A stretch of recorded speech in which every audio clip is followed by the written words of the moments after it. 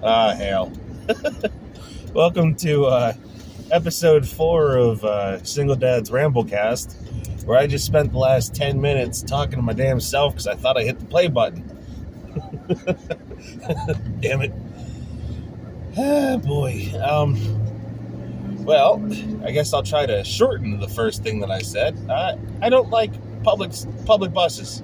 School buses are fine. Those are a necessary evil, as are the regular PA transit buses. I get it. But at the same time, they're annoying as hell.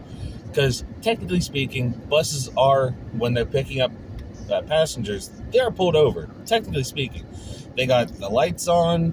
They're not moving. Like, if it's safe to do so, you are allowed to pass them, as far as I'm aware. I think. But the thing that kills me is when the dickheads start going. When you're like halfway past them. Like, why are you doing this? You have a mirror. You used it. You see me in the damn thing. Stop moving. Because some of them, like, I would assume that they do it so they can start getting a rolling start so they'll won't have anyone else pass them. But, like, some of them dudes just start stomping on the damn gas. Like, what? Why are you trying to go back up to full speed when I'm halfway past? I will get out of this damn car and pull you out of this school bus, Montour School District. Okay. Why are you moving when I'm halfway there that quickly? Stop. I don't feel like getting into an accident with a PAT bus today. Thank you. Oh, Christ, that is a lot of traffic. I don't know, man. It's just annoying. It's very, very annoying. The next part, I was talking about the job search again. Like, I know I think it was in the last episode I was talking about this, and the last episode was recorded for me like a day or two ago. So it's not like it's been a long time or nothing, but this job search is very definitely getting to the point where I'm getting a bit worried. Because, like, I'm not even getting the rejection emails. Like at least a little bit of common courtesy would be nice. Like, it's not like these companies don't have the emails they have like a auto send out that you can't reply to. Like, it's not that hard to just have an email sent out like, hey, sorry, we went with someone else. And then that email was sent from an inbox that can't accept emails. Like, that would be the best thing. So at least you're not sitting there for like 2 months like, well, maybe this place just has a really long process. Like, come on, man. I think the worst one that I can think of is back when I was still in my old apartment with my ex-wife. I want to say it was like 2021. I wasn't working because I'd been, I think, laid off from Amazon or something. Oh no, from my welding job. I quit my welding job.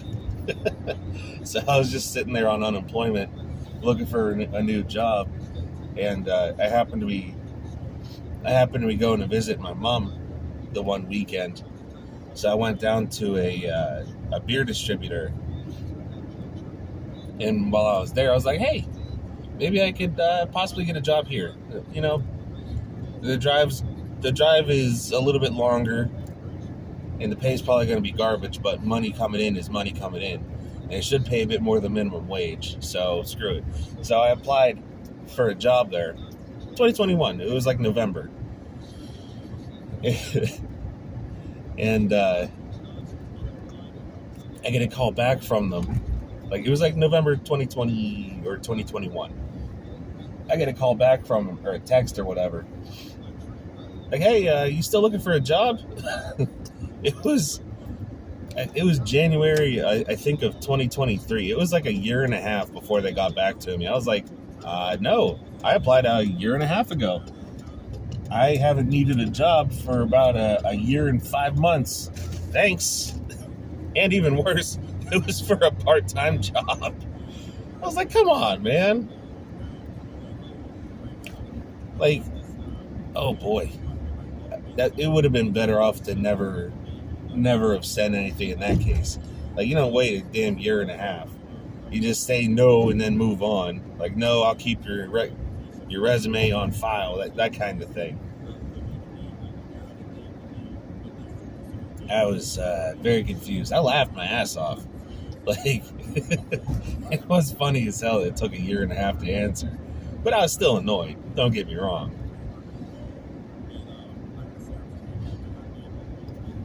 So my goal right now still is to find myself a computer-related job that maybe isn't like hard IT.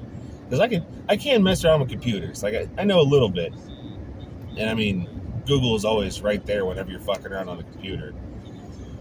Always.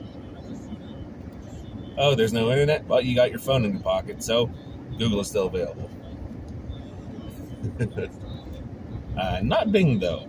I haven't really... I've used Bing here and there. I don't really care for it. It came pre-installed on my work laptop.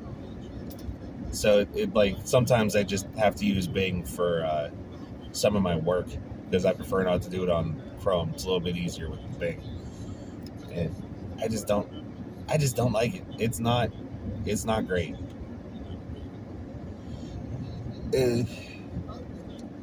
Although it is a little bit easier to pull up like specific searches. Like, for the most part, Bing searches have been not great, but when it works, which I'd say is about 60% of the time, it's easier to just find shit on Google. You know how to use Google. You've been using it for 20 plus years now. With the Bing, though, whenever it works, it really works. Almost like Google did back in like the early 2000s. The search is ass now. Like, don't get me wrong.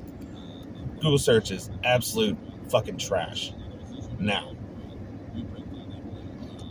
Which obviously is not ideal.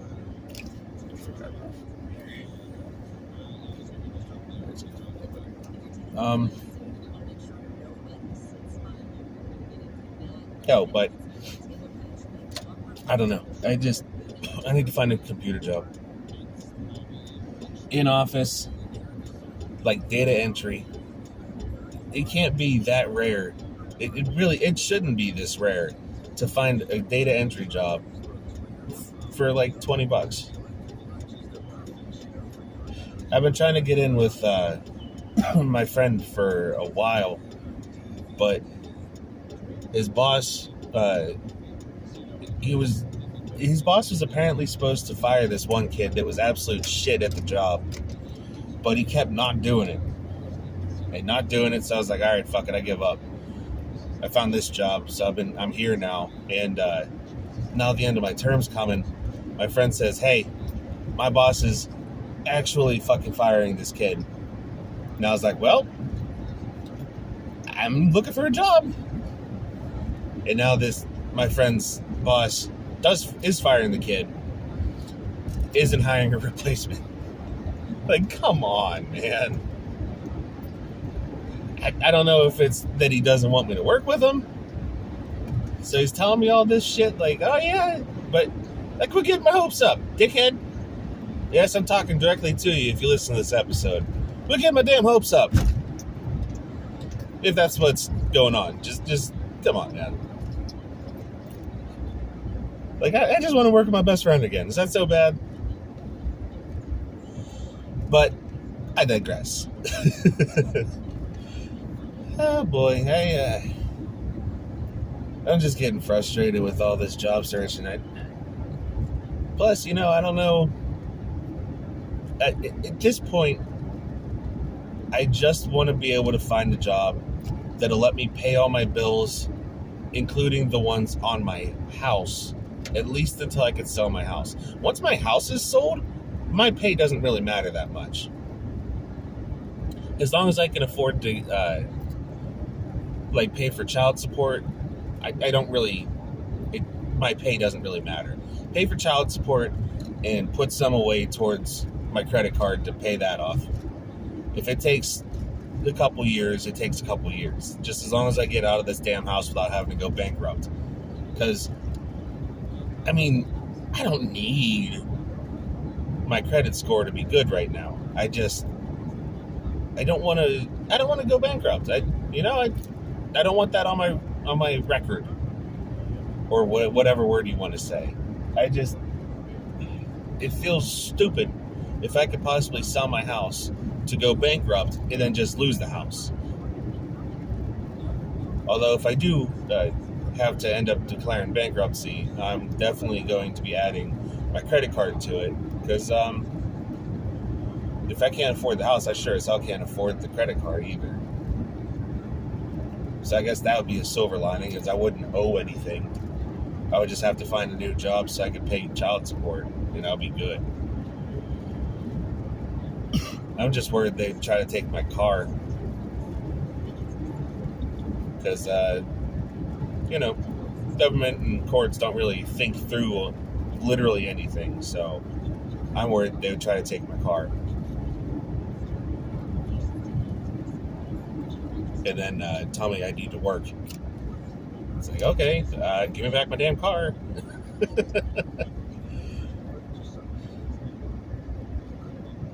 Holy shit, it's late.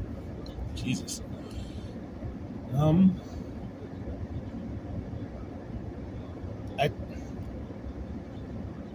don't know.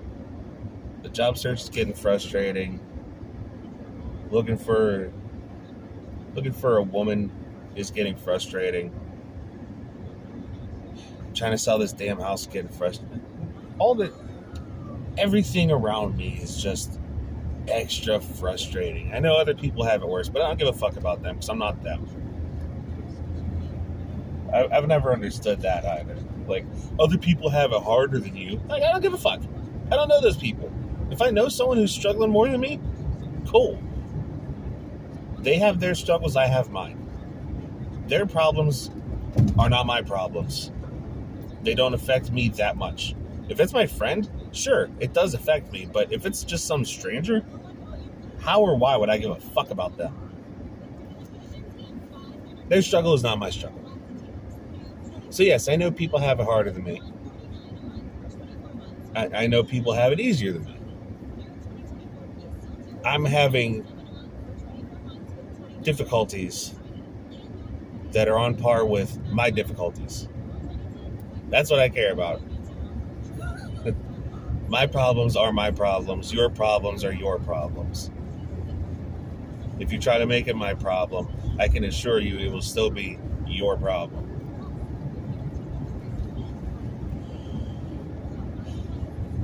So, I don't know. It just feels like I'm in a pressure cooker. I can feel time ticking down. Like I know everyone dies as well. Like I'm 31. I know people meet people at all ages. But my ex was my first and only. As far as I'm aware, women, just like men, don't typically want people who have kids already. Like, very few people are willing or want to be step-parents. Like, I sure as shit didn't want to be a stepdad. That was like one of the three things that that was like one of the three conditions for a woman that I wanted before I got with my ex. It was like no drugs, no smoking, and no kids. That was about it.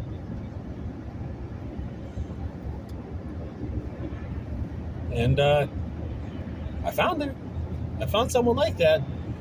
It's just unfortunate that, we didn't end up lasting the test of time like I thought we would.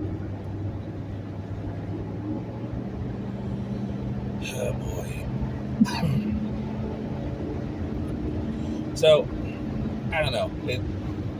The finding someone for myself is optional.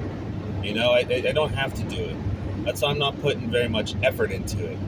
But at the same time, it's still frustrating that I am, here and there, I am putting time into it. Not a ton, not super serious, but modern dating sites are ass now, man. Like, it's just garbage. It's all garbage. Because they all use the same damn system. Like, at the very least, I would appreciate it if the distance part would actually fucking work. You know, I'm in Pittsburgh. I'm not looking for someone in Ohio. Ohio is a little bit more than 25 miles away. Just a fucking bit. You know, like, everything else, yeah. Like, there's still other parameters that I look for that keep coming up in the damn searches, but I just wish that at the very least, the distance thing would work. The one, I think it's OkCupid. It lets you have, like, deal breakers, but you gotta pay for it. Like, what the fuck? Like, how is it, at the very least for the distance? And, you know, like, if you're looking for a certain orientation or certain skin colors, those at least should be, like, the free deal breakers. Everything else is optional shit. Like, the most important ones for a lot of people seems to be race, religion, and distance. Like, those usually, as far as I'm aware, are the most important parts of a search for a new partner. Those should never be restricted. Those searches should never be restricted in any way, shape, or form from these dating sites. But some of them are restricted. Some of the sites just straight up don't have a couple of them. And some of them have them, but then in order to make it so that you'll only see people of whatever, like certain distance, race, whatever, you got to pay for this shit. How does that make sense? Like, I also understand, I've said it before, I think on episode 1, I understand that the dating companies need to make money, but they restrict so much shit. Even if you do give them money, it doesn't feel like it'd be worth it. Because, oh boy, I get to see people who liked me. Oh, what a surprise. It's a bunch of people that I wouldn't like back. You know? And I don't know if it's done on purpose or not, but it feels like any of the people who swipe right on you, if you swipe right back on them, you'll see them, obviously, in your queue. But, like, it feels like they purposefully make it so that you can't see people that swipe right on you. There's no way that I should have had no matches whenever I have a bunch of people in that line that swiped right on me. There is no way. But with that said, I'm at work, so I think that's the end of today's Ramblecast. I will see you guys later.